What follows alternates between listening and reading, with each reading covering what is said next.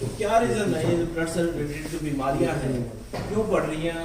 क्या रीजन मानते हैं कि आप? सर मैं ना इस चीज को नहीं होगी तो इस चीज को ढूंढने के लिए प्रयत्न मेरे ख्याल से सरकारी तरफ से भी होने चाहिए, पर जो निजी रूप से हम लोग दिमाग लगा करके रिसर्च करते हैं कि भी चल क्या रहा है, ऐसा क्यों है कि यहाँ पर रीनल अमिलोइडोसिस ज्यादा हो रहा है, यहाँ पर माइलोफाइब्रोसिस ज्यादा क्यों हो रहा है, बाकी जगह पर हमने 15 सालों में इतने बीमारी नहीं देखी, यहीं पर 4 सालों में इतने मरीज कैसे देख लिए? कारण क्या है? एक बेसिक सी चीज होती है, जहां पर भी इंडस्ट्रियलाइजेशन जितना ज्यादा होता है ऐसा माना जाता है वहां पर एप्लास्टिक एनीमिया एवं कैंसर, और कैंसर के अंदर ब्लड कैंसर की तादाद ज्यादा होती है।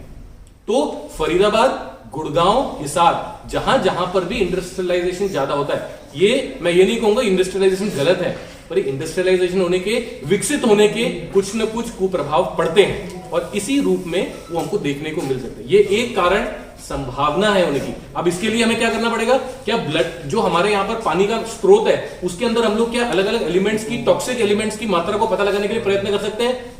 वह एक स्रोत हो सकता है। क्या फर्टिलाइजर का जो यूज है वो हम लोग रूटीन डेली पीने का जो पानी है उसके अंदर हम लोग पता लगाने की ट्राई कर सकते हैं? वो एक स्रोत हो सकता है कि जिसकी वजह से इन प्रकार के कैंसरों का यहाँ पर ज्यादा देखा जाता है। अब उसके अंदर कौन सा पेस्टिसाइड यूज होता है, कौन से केमिकल्स यूज होते हैं, कौन से एलिमेंट्स यूज होते हैं, वो क्षेत्रीय होते हैं। उन क्षेत्रों के अंदर जो केमिकल यूज होते हैं उनकी वजह से क्या ज्यादा इस प्रकार के कैंसर हो रहे हैं, वो एक रिसर्च का मुद्दा है। तो ये जेनेटिक भी मतलब एक से दूसरे से ऐसा संभव है कि मदर से? यदि आपका सवाल यह है कि जो कैंसर क्या ट्रांसमिसिबल होता है कि भाई मेरे को कैंसर है, मेरे साथ मंजीत बैठे हैं उनको भी कैंसर हो जाएगा, नहीं, ऐसा नहीं होता। कैंसर वायरस नहीं है, कैंसर इन्फेक्शन नहीं है, वह छूने से नहीं फैलता, साथ पानी पीने से नहीं फैलता, साथ में बैठने से नहीं फैलता, वह खुद का बॉडी का ही उत्पन्न किया हुआ एक एक्सेसरी चीज है जो कि इम्यूनिटी के कम होने की वजह से बॉडी उसको डिस्ट्रॉय नहीं कर पाती। जिन व्यक्तियों को कैंसर नहीं हो रहा है इसका मतलब ये नहीं होता कि उनके अंदर कैंसर के सेल नहीं आते। हर व्यक्ति के अंदर, यहां पर इस कमरे के अंदर हम लोग 50 लोग मौजूद हैं, हर व्यक्ति के अंदर कैंसर के सेल उत्पन्न होते हैं, पर हम सबकी इम्यूनिटी इतनी स्ट्रांग होती है कि इम्यूनिटी जो कैंसर के कण उत्पन्न हो रहे हैं उनको डिस्ट्रॉय कर पाती है।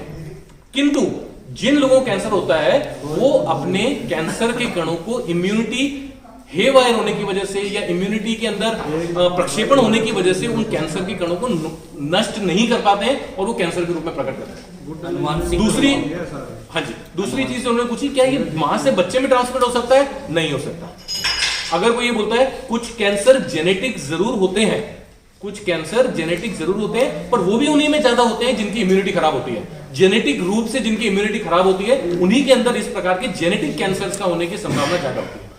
हाँ जी बताइए।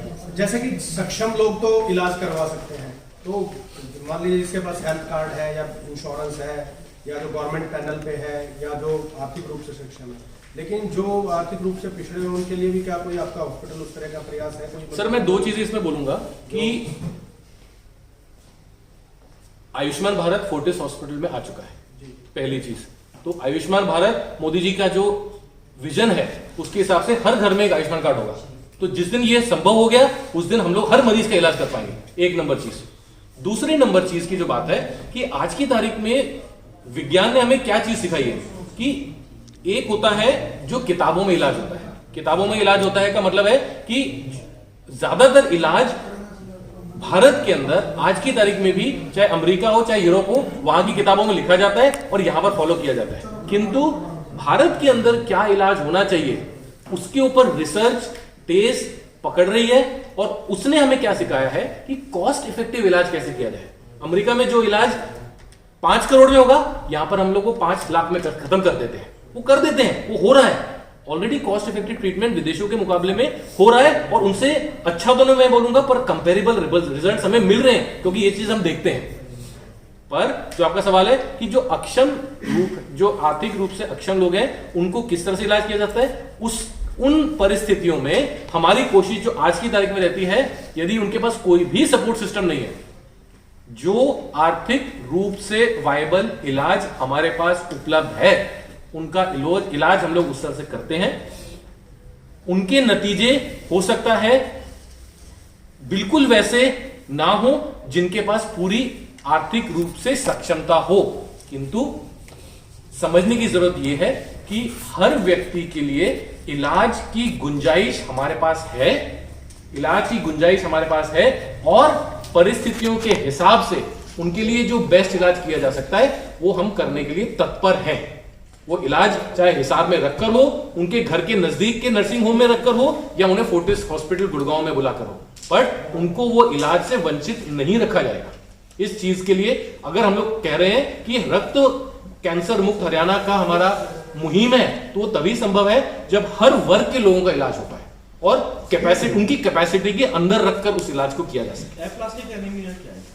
सो एप्लास्टिक एनीमिया का मतलब होता है कि जैसे यहां पर बहुत सी इंडस्ट्रीज हैं, उसमें से कोई इंडस्ट्री यदि बंद हो गई तो क्या होगा, उस इंडस्ट्री जो निकलने वाला सामान है वो नहीं मिलेगा। इसी प्रकार से खून की जो फैक्ट्री है वो अस्थि मज्जा होता है, बोन मैरो होता है, बोन मैरो बंद पड़ गया तो क्या होगा, तो उस अस्थि मज्जा का जो काम है, खून बनाने का काम, वो काम नहीं हो पाएगा, खून कम हो जाएगा, खून कम हो जाएगा, प्लेटलेट कम हो जाएंगे, WBC कम हो जाएंगे, इसकी वजह से ब्लीडिंग होगी, कमजोरी होगी, इन्फेक्शन होंगे। इसी तकलीफ को कहते हैं एप्लास्टिक एनीमिया। इसको प्रभावित करने वाली बीमारियां कौन सी? एप्लास्टिक एनीमिया को, एप्लास्टिक एनीमिया को प्रभावित करने वाली बीमारियां मैं नहीं बोलता हूं कि ऐसी कुछ होती हैं, बट जैसे मैंने बोला कि उसके अंदर जेनेटिक कारण कुछ ना कुछ हो सकते हैं, जैसे कुछ म्यूटेशन, जैसे हमारे साथ अभी हमारे एक मरीज जुड़ते, वो अभी रास्ते में कहीं अटक गए, उनका कुछ परीक्षा का एग्जाम है, उनके परिवार के सदस्य आज हमारे पास आने वाले थे, वो भी नहीं आ पाए, उनको एप्लास्टिक एनीमिया था, और एप्लास्टिक एनीमिया उनको जेनेटिक वाला था।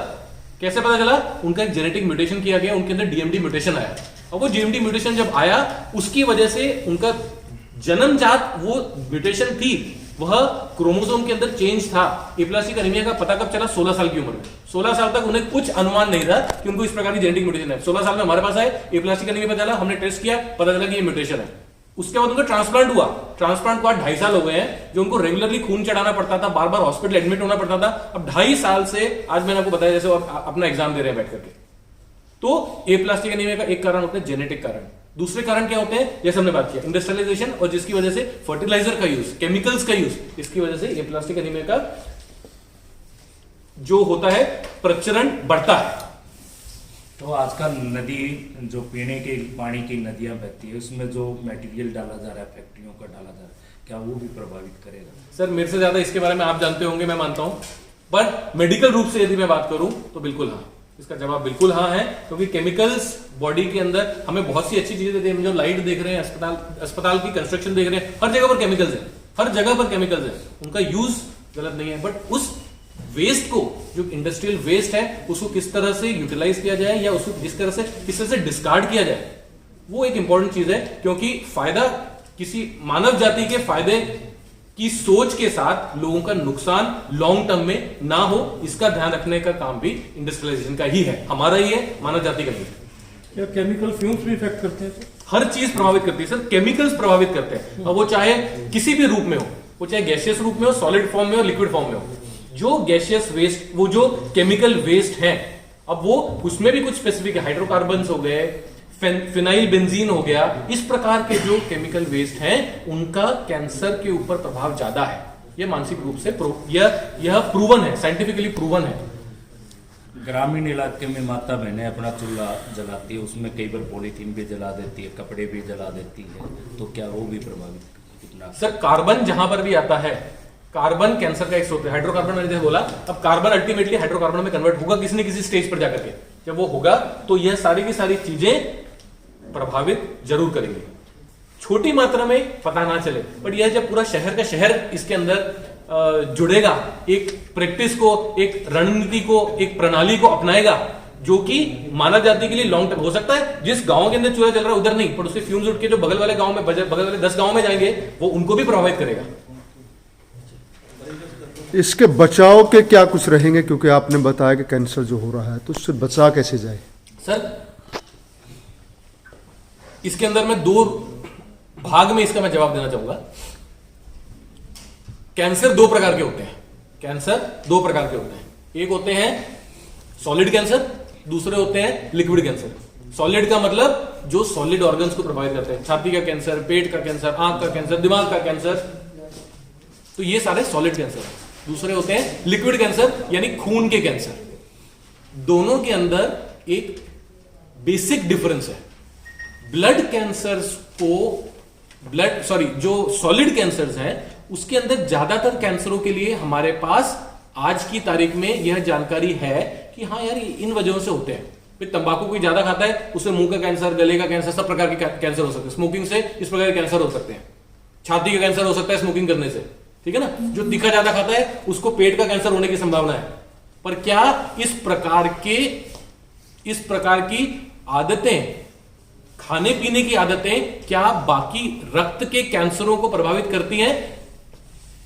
आज की तारीख में यह मुद्दा 100% से आंसर्ड नहीं है। क्यों? क्योंकि ऐसा कोई डायरेक्ट प्रमाण नहीं मिला है कि भाई ये खाओगे तो ब्लड कैंसर हो जाएगा, ऐसा कोई डेटा नहीं है। किंतु यह बोलने के बावजूद जो हमें दूसरी चीज का ध्यान रखना चाहिए, उसके अंदर क्या बातें हैं कि एक होता है कि आपने अपना हेल्दी लाइफस्टाइल अपनाया हुआ है, एक हेल्दी लाइफस्टाइल, और दूसरा एक बैलेंस डाइट। अगर आपके खाने के अंदर सही मात्रा में प्रोटीन, कार्बोहाइड्रेट, विटामिन, फाइबर्स सब कुछ है और आपकी बॉडी का जनरल इम्यूनिटी को वो मेंटेन रख सकते हैं, तो आपके अंदर इन जनरल कैंसर, हर प्रकार के कैंसर से बढ़ने की क्षमता बढ़ जाती है। यदि आपकी एक दिनचर्या इस प्रकार की है कि आप फिजिकल एक्टिविटी डेली करते हैं, फिजिकल एक्टिविटी का मतलब नहीं कि आपने जिम में जाकर के वो करना है, फिर जिम में जाकर ही आपने फिजिकल एक्टिविटी करनी है। इसका मतलब होता है कि आप डेली अगर 5000 कदम चलते हैं, डेली का आप व्यायाम करते हैं, योगा करते हैं, फिजिकल अपने आप को एक्टिव रखते हैं, तो इससे शरीर के सभी अंगों को ब्लड सप्लाई इंप्रूव होती है। उसके अंदर इस प्रकार के कैंसरों के उत्पन्न होने की क्षमता कम हो जाती है। तो इसलिए फिजिकल एक्टिविटी रखना किसी भी कैंसर के लिए लाभदायक चीज मानी जाती है। और हाँ, maximum use of antibiotics, tablets, antibiotic medicines भी इन कम result blood cancer. Sir antibiotics का खेल अलग है कि आज की तारीख में जैसे हम लोग देखते हैं पोल्ट्री के अंदर, भाई किसी भैया चाहे वो भेड़ हो, बकरी हो, चिकन, मुर्गी हो, पहला बुखार आने पर उनको कोलेस्ट्रॉल का इंजेक्शन लगा दिया जाता है। नुकसान क्या होता है ये समझने की जरूरत है। आप लोगों को बता सकते हैं। पोल्ट्री के लोगों को जब तक ये समझ में नहीं आएंगी चीजें, तब तक जनता सफर करती रहेगी, समाज सफर करता रहेगा। वो जो कोलेस्ट्रॉल का इंजेक्शन लग जाता है उसकी वजह से जो पशु है वो तो ठीक हो जाता है, उसका तो बुखार ठीक हो जाता है, पर उसकी वजह से जो वो खाना खाते हैं और उसके बाद जो उनका एक्सक्रीटा निकलता है, उसके अंदर जो बैक्टीरिया सिक्रीट होते हैं वो सारे के सारे कोलेस्ट्रॉल रेजिस्टेंट होते हैं उनके अंदर। अब वो जो बैक्टीरिया सॉइल के अंदर गए, सॉइल से खाने में आए और वो खाना खाया फिर समाज ने, लोगों ने, उनके अंदर भी वही बैक्टीरिया गया। कौन सा बैक्टीरिया? जिसके ऊपर कोलेस्ट्रॉल, जो कि आज की तारीख में सबसे हाईएस्ट एंटीबायोटिक, वो काम ही नहीं करती। नतीजे क्या हुए? जब उस मरीज को बुखार आया, उसके अंदर, शरीर के अंदर वो बैक्टीरिया था जिसके ऊपर कोलेस्ट्रॉल काम नहीं करती, वो एडमिट हुआ हिसार के अस्पताल के अंदर, उसको दिया भी, पहले बेसिक दवाई दी, काम ही नहीं कर रही। क्यों? क्योंकि उसके अंदर कोलेस्ट्रॉल रेजिस्टेंस है, हाईएस्ट एंटीबायोटिक उसमें काम नहीं करती है। अल्टीमेटली क्या हुआ? उस मरीज को हम बचा नहीं पाए। कारण कहां से शुरू हुआ? यह जो एंटीबायोटिक का एक्सेसिव और ओवर यूसेज है। यह चीज मैं ये बोलूंगा कि सिर्फ पशुओं में नहीं, यह जो कुछ हद तक छोटे लेवल के अस्पताल हैं उसके अंदर भी ये चीज अवेयरनेस के माध्यम से पहचानने की जरूरत है। यह चीज ऐसे नहीं है कि सही क्या गलत क्या, किंतु जब तक ये चीजों की अवेयरनेस नहीं होगी, लोगों को जागरूकता नहीं होगी, पता नहीं होगा, जब तक हमारे परिवार के सदस्य उस दौर से नहीं गुजरेंगे, तब तक शायद हमें ये चीजों को पता नहीं चलेगा। और इसीलिए आपके माध्यम से, सकारात्मक सोच के माध्यम से, कंस्ट्रक्टिव मीडिया के माइंडसेट से हम लोग को ये चीज सबके बीच में पहुंचानी है कि over use of antibiotic should be curtailed. Steroids का इफेक्ट रहता है, स्टीरॉइड्स का। सो स्टीरॉइड का यूज आज की तारीख में समाज में हर चीज के लिए होता है, हर चीज के लिए होता है। मैं बोलूंगा, मैं कैंसर का डॉक्टर हूं, कैंसर के अंदर भी स्टीरॉइड एक कीमोथेरेपी के रूप में भी यूज होता है। तो स्टीरॉइड एक ऐसी दवाई है जो मैं समझता हूं हर प्रकार का डॉक्टर, हर स्पेशलिटी का डॉक्टर, इकलौती दवाई जो हर स्पेशलिटी के डॉक्टर, फिजिशियन से लेके, सर्जन से लेके, गैस्ट्रो से लेके, न्यूरो से लेके, सभी प्रकार के डॉक्टरों ने आज की तारीख में स्टीरॉइड यूज किया हुआ। क्यों? क्योंकि वो ऐसी दवाई है जो बॉडी के अंदर, तो कोई भी बीमारी, अगर मैं बोलता हूं कोई भी बीमारी क्या चीज है, बीमारी का मतलब होता है कि बॉडी के अंदर कुछ ना कुछ ऑल्ट्रेशन चल रही है, कुछ ना कुछ ऑल्ट्रेशन चल रही है, कुछ ना कुछ डैमेज चल रहा है। वो डैमेज क्या करता है? वो डैमेज चीजों को मैग्नीफाई करता है। भाई आग लग गई तो क्या होगा? भाई या तो आप घी डालोगे या तो पानी डालोगे। तो जो स्टेरॉइड है वो पानी डालने वाला काम करते हो सांप के अंदर। शरीर के अंदर जहां पर भी किसी भी प्रकार का डैमेज हुआ, नुकसान पहुंचा, उसको दबाने का काम कौन करेगा? स्टेरॉइड करेगा। तो इसलिए इसी कारण से स्टेरॉइड एक ऐसी दवाई जो हर प्रकार, कोविड में हमने क्या देखा? वायरल इन्फेक्शन में जितने भी सीवियर इन्फेक्शन, ब्रेन का इन्फेक्शन हो गया, क्या करते हैं? स्टेरॉइड डालते हैं सबसे पहले। कारण क्या है कि बॉडी के अंदर जहां पर भी कोई ऐसा इन्फ्लेमेशन बोल लो, डैमेज बोल लो, जो कि जरूरत से ज्यादा बढ़ रहा है, उसको दबाने का काम कौन करेगा? वो स्टेरॉइड करेगा। तो इसी वजह से स्टेरॉइड को ओवर यूज है। बट क्या स्टेरॉइड के यूज से कैंसर होता है? नहीं। बट स्टेरॉइड अपने आप में अगर जान बचा सकता है, वो जान ले भी सकता है, क्योंकि कम से कम तो भी 50 तरह के साइड इफेक्ट होते हैं स्टेरॉइड यूज करने के। और उसके अंदर सबसे पहले आता है इन्फेक्शन, कैटरेक्ट होना, हड्डियां कमजोर हो जाना, मोटापा हो जाना। तो ये सारे के सारे साइड इफेक्ट जो हैं स्टेरॉइड के, वो 1000 तरह के साइड इफेक्ट्स हमको मिलवाते हैं और वो चीजों को कॉम्प्लिकेट कर देते हैं। डॉक्टर साहब, आपने कैंसर बचाव की बात भी की, आपने ये भी बताया कि इंडस्ट्रीज के कारण नुकसान हो रहा, तो क्या इसके बचाव को लेकर के आप IMA की तरफ से कोई सुझाव भी सरकार को भेजे कि इंडस्ट्रीज लगाए तो इससे बचा जाए? कोई ऐसा? सर, जो हमने बात किया ना कि सरकार को हम लोग हर चीज में एक तो आगे कर देते हैं कि भाई सरकार करे, पर सबसे पहले हम क्या करें? दोनों माध्यम पर चीजें होनी चाहिए। हम लोगों ने क्या करना है सामाजिक तौर पे, और सरकार ने क्या करना है, दोनों जगह पर इसके अंदर रूल्स एंड रेगुलेशन होनी चाहिए। पहली चीज हमने क्या करना है, हेल्दी लाइफस्टाइल, वो हमारा दायित्व है। भाई जंक फूड को किस तरह से कम किया जाए। भाई बच्चे खा सकते हैं, खाते हैं, उसके लिए कोई कुछ नहीं कर सकता, पर हम लोग उसकी कमी कैसे करें, उसको हम लोग सब्स्टिट्यूट किस चीजों से करें, उसके क्या ऑल्टरनेटिव्स हैं जो कि हर वर्ग के लोग उसे सेवन करके हेल्दी रह सके। एक चीज वो। दूसरी चीज फिजिकल एक्टिविटी की हमने बात करी कि सरकारी तौर पर एवं निजी तौर पर हर जगह पर पार्कों के अंदर इतनी सुविधाएं हों, चाहे वो होम जिम की हो, चाहे जो सामाजिक जिम्स होते हैं उनकी हो, फिजिकल एक्टिविटी को रखने के लिए। उसके बाद आता है सरकार का एक्चुअल रोल कि वो रेगुलेशंस ऑलरेडी एग्जिस्टेंट है, वो रेगुलेशंस, पर उसको किस तरह से स्ट्रिक्टली इंपोज किया जाए इंडस्ट्रीज के ऊपर, कि जो इंडस्ट्रियल वेस्ट को डिस्कार्ड करने के लिए और वो जैसे ह्यूमंस के कांटेक्ट में मिनिमम आए, उनके जो कम से कम जो टॉक्सिक केमिकल्स हैं उनको किस तरह से डिटॉक्सिफाई किया जाए। तो ये सारा का सारा दायित्व है जो कमिटीज होती है, इंडस्ट्रियल कमिटी जो रिप्रेजेंटेटिव है सरकारों की, उनके माध्यम से यह चीज कन्वे होनी चाहिए। आपका बिल्कुल कहना सही है। IMA के माध्यम से ये चीज हम लोग को, यह डॉक्टरों की जो कमेटी होगी उसके अंदर ये होना चाहिए कि ये रिसर्च की जाए कि इस क्षेत्र के अंदर, पहले ऐसे बताया कि कौन से पदार्थ ज्यादा है जो नुकसानदायक है और उनको कम करने के लिए कौन से कदम उठा सकते हैं। धन्यवाद।